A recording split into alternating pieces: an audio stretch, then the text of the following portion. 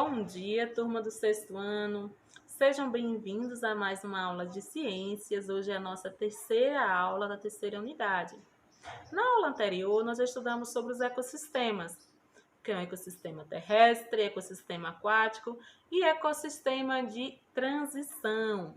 Lembrando que ecossistema é a relação, ou seja, a interação dos seres vivos com os seres não vivos e também dos seres vivos entre si, né? Que nós sabemos que os seres vivos eles não conseguem viver isoladamente.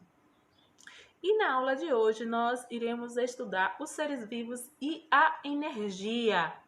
O que é essa energia ao qual nós iremos estudar hoje? Ou seja, a nutrição de todo e qualquer ser vivo, pois todos os seres vivos eles dependem de energia para realizar suas atividades e produzir os componentes necessários à manutenção da vida e à reprodução. A exemplo, nós seres humanos, nós adquirimos energia através dos alimentos, ou seja, é através da alimentação que nós conseguimos nutrir o nosso organismo para que ele se mantenha vivo. Mas existe na natureza um grupo de ser vivo que ele não precisa de outro ser para se nutrir.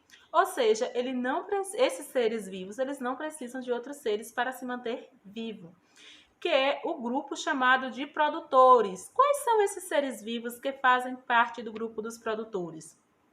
São as plantas, as algas e o fitoplâncton. Olha que palavrinha diferente, fitoplâncton. Já ouviram falar nessa palavra? Se desconhece o significado, olha o que é o fitoplâncton.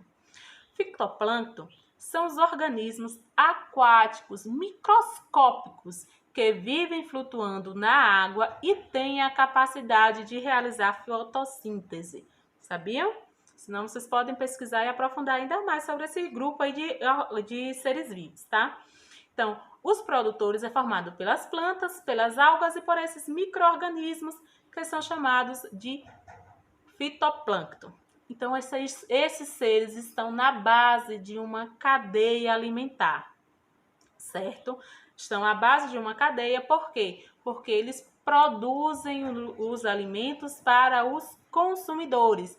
Nós, seres humanos, fazemos parte do grupo dos consumidores, porque nós não conseguimos ter essa capacidade de produzir o nosso próprio alimento. Nós não somos autótrofos como seres fotossintetizantes. Nós somos heterótrofos, tá? Ou seja, que nós nos alimentamos de outros seres, certo? E os produtores, eles são consumidos por outros seres. Como assim? Quais são esses outros seres que consomem os produtores? Como animais e fungos. Aí é onde nós, seres humanos, entramos. Nós somos animais. Então, os produtores, as algas, as plantas, elas são consumidas por animais ou fungos. Lembrando que os 3 níveis tróficos de uma cadeia alimentar são produtores, consumidores e decompositores. Os produtores são as algas, estão no topo, são o primeiro nível. Os consumidores, eles são o segundo nível. E os decompositores ocupam o terceiro nível trófico, tá? São 3 níveis tróficos. A passagem de um nível para outro é chamado de fluxo de energia. Se vocês observarem aqui nessa cadeia alimentar, nós temos uma indicação de setas. O que essas setas indicam? Elas indicam o fluxo de energia de um ser vivo para o outro, ou seja, de onde vem a energia para aquele ser vivo se mantenha vivo, certo? Ou seja, é a energia, é o fluxo de energia, a passagem de energia para o outro ser vivo. A Pro falou aí sobre os produtores, sobre os consumidores e os decompositores. Também são muito importantes, sabe por quê? Eles estão lá, fazem parte da reciclagem da matéria orgânica. Como assim? Quais são os seres vivos que compõem o grupo dos decompositores? Nós já vimos em aulas anteriores, são os fungos e bactérias. Eles decompõem a matéria morta e devolvem para o solo em forma de nutriente e esses nutrientes são retirados lá pelos produtores, né, as plantas, passam para os consumidores e depois os consumidores serão decompostos pelos decompositores e retorna aí, ó, este ciclo. E este ciclo é o que nós chamamos de ciclagem de nutrientes. Já ouviram falar em ciclagem? Então, os decompositores, eles consomem matéria orgânica morta, isto é, restos de animais, de plantas mortas ou resíduos produzidos por aqueles seres vivos, como fragmentos de pele, fezes, urina. Tudo isso serve de nutrição para os decompositores.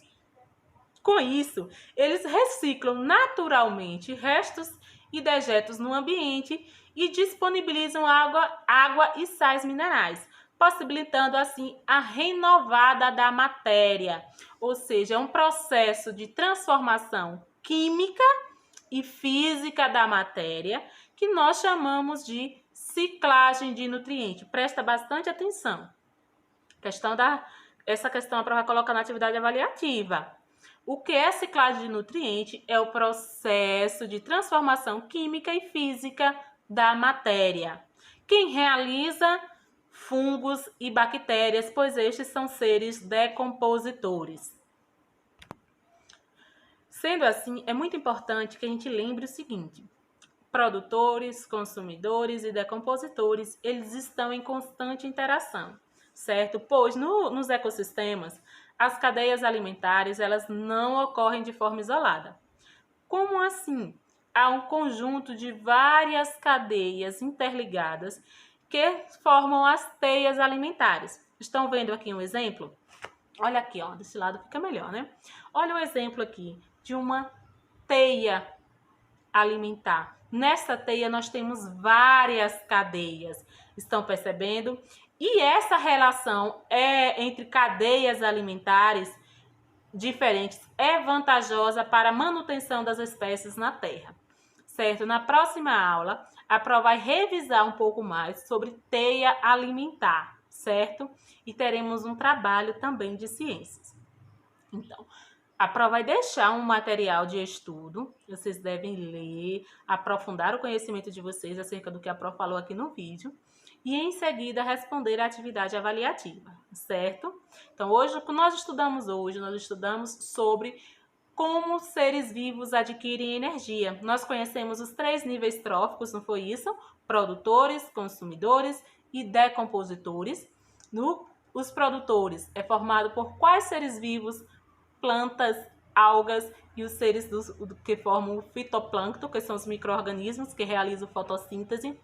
Os consumidores são todos os animais, não é isso? Todos os animais. Nós, seres humanos, o cachorro, o gato, o pássaro, todos os demais animais, independente do grupo a qual pertença. E os decompositores são os fungos e bactérias, que são responsáveis pelo processo de ciclagem de nutrientes, certo?